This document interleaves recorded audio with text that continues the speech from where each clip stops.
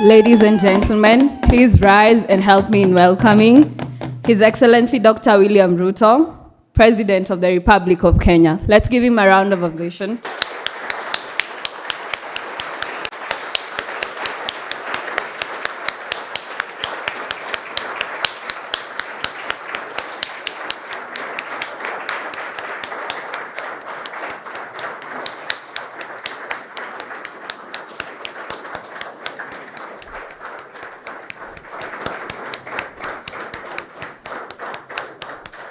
Let's keep clapping.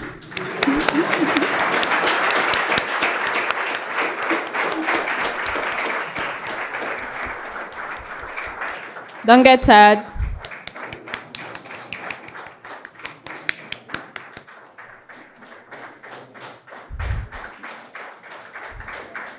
Okay, thank you. Let's all be seated.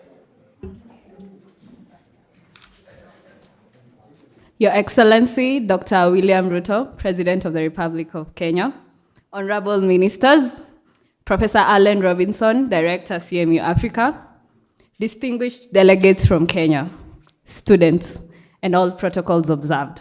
Good evening, or as we commonly say in the land of 1,000 hills, Mwiri weneza. Thank you. My name is Stella Kanyaru, a Master of Science in Information Technology at CMU Africa, and I'm from Kenya.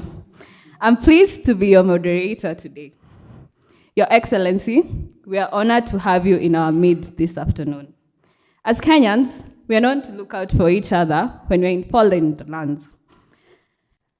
As much as you'd realize that ugali is a common menu item here, please ask for kaunga if you're feeling nostalgic about home. What they call ugali here is actually made from cassava flour. Kaunga, on the other hand, is the equivalent of the cornmeal that we enjoy back at home. I hope that is helpful. Well, I could go on and on about how to navigate life in Kigali. I'm sure my audience is more interested in hearing what our guest of honor has to say. So without further ado, I'd like to invite you to the podium to give your remarks. This will be followed by the moderated interactive session with my audience. Welcome, Your Excellency.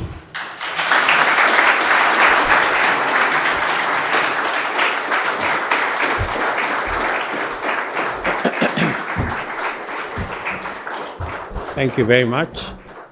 Let's take our seats. Ministers present, the university management and students, good evening. Good evening. I'm Jambo. What is that you said? I need some, side chat with you later. Now, let me, on behalf of my delegation and I, to appreciate your welcome to this great institution. Professor has been very kind to us. He's given us tips and he's given us information about what you guys are doing and the excellent education that's going on in this institution. He has briefed us on the width and breadth of the courses that you are undergoing here, and he's also informed us about that this is a postgraduate institution, teaching masters and beyond. He has also told us that many of the people who want to do entrepreneurship, I'm told 30% are Kenyans. I don't know why, but I think I have an idea what it is. I think Kenya is a country of hustlers. So everybody is looking for a hustle somewhere to do something. And I think it is reflected in what Kenyans are doing here. So again, let me say I have made this visit to Rwanda as part of building the relationship between our two countries. Kenya and Rwanda share a solid foundation built over many years of both relationship at the government level, relationship at business, people to people, and I guess even the presence of Kenyans in this institution is part of that foundation that we have laid of a relationship between our two countries and our two people. To congratulate all of you as students in this great institution. Once upon a time, I was a master's student somewhere in the University of Nairobi, so I have some idea of what you guys are going through here. You have my very best wishes. This institution mirrors what we have in Kansas City. We are in the final stages of putting together a university also with the support of friends. And hopefully there will be, as we go forward, a relationship and a collaboration between this great institution and Kansas City. I am already told by Professor that there is already collaboration between this university and the university where I am alumni in Nairobi University. So, and I am sure that that relationship is meaningful because I can give a good account of Nairobi University, as I would with all the other universities in the Republic of Kenya. I have.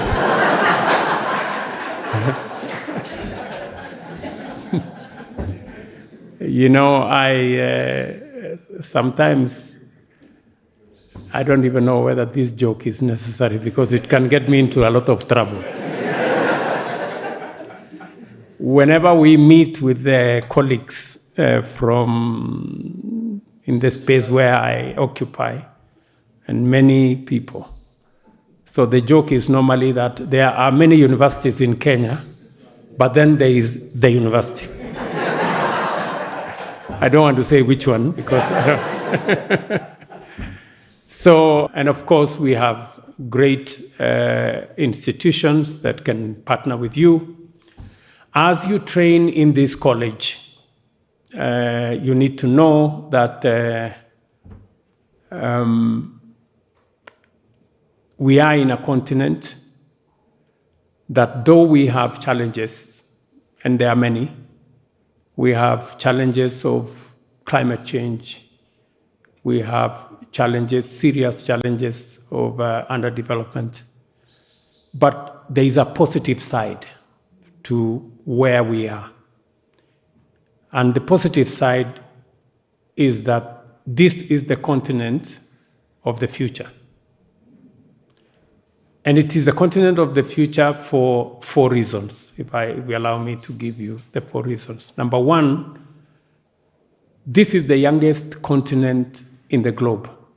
Our mean age in the African continent is a mean age of between 19 and 21. Meaning that we have the most energetic, innovative, creative, talented workforce anywhere in the globe. Number 2, this is the continent where 1/4 of the world population will be staying by 2050. Forget about the small migration you see of people getting into the ocean and trying to get to Europe. That migration is going shortly to be in the opposite direction. Number 3, this is the continent that has the highest resources of renewable energy. You know the centrality of energy in development. And because of climate change, the world is at a crossroads, whether to continue with fossil fuel powered development or get to the renewable energy powered development. And we have no choice. The die is cast. We cannot continue with a fossil fuel powered energy world because it poses the biggest threat to humanity today. the reason why we have the adverse effects of climate change, whether you talk about a warmer climate, cyclones, weather changes, droughts, and name it, heat waves. It is not sustainable. And today the conversation globally is how do we go green? Green renewable energy, Africa has close to 65% of the world potential of green energy, meaning that this is the continent that will drive green evolution into the future. And number three, this is also the continent that has the highest resources that will be used for green technology, whether you talk about cobalt and all the other minerals. 40–50% of those minerals are in this continent. This continent is also going to be the continent, as I told you, with a quarter of the population of the world, meaning the largest market anywhere, largest and growing market anywhere in the world. And finally, this is the continent, number 5, that has 2/3, actually 65% of all arable, uncultivated land in the world, meaning that this will be the world's bread basket going into the future. Therefore, you guys, the future is laid out for you. That is the continent that we share. And I want to encourage you that the rest of us who have an opportunity to be leaders in this continent at this point in time, we are putting building blocks together to secure the position of this continent as the continent of the future. What happened 137 years ago in Berlin when they decided to subdivide this continent and share it amongst a few people? We are reversing that. That's why we have signed in record time the Africa Continental Free Trade Area that brings together all the 51 countries into a single market with a population of close to 1.2 billion at the moment and with a GDP of $3.4 trillion. Simply, it will be the biggest single market. My coming to Rwanda today is part of that effort of consolidating our African continent into one market so that we can become attractive and we can actually position ourselves for the opportunities of the future.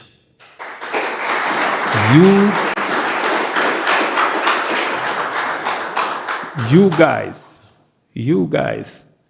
had better position your thinking, position yourselves, and think global, think continental. You are the people who will pick up from where the rest of us are leaving shortly, so that you can take the mantle and take this continent into the future. I also want to tell you that we are driving another conversation, a conversation about how do we bring this huge potential in our continent from the minerals, from the agricultural potential, from the green energy resources, packaging the market of Africa into one block. Our biggest challenge is resources. And that is why we are now pushing for a re-engineering of the international financial system. The current system built around World Bank, IMF, and all the other multilateral lenders, as is today, is rigged against the global south. And that is why you will hear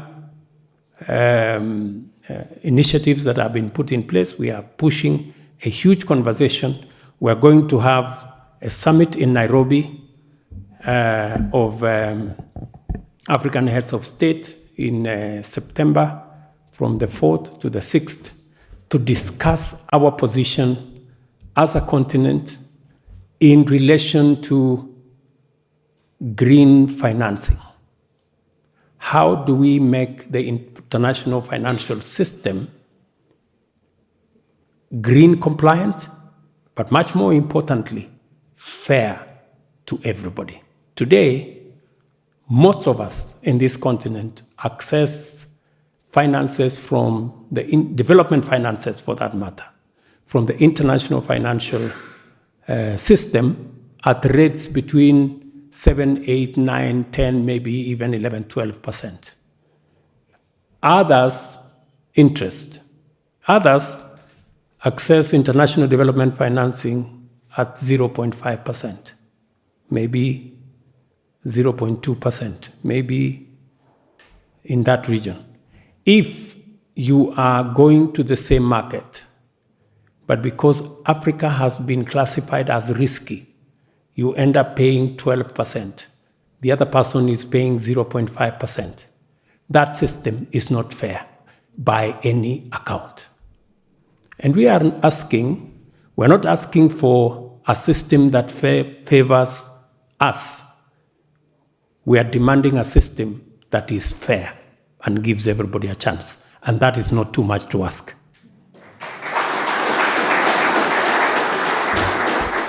You know, recently, I came out of a campaign. So, unless I stop, I could go on. Because when you are campaigning, you don't know whether you have said enough to earn the vote. So, and since there is no voting here, I better stop. Thank you very much.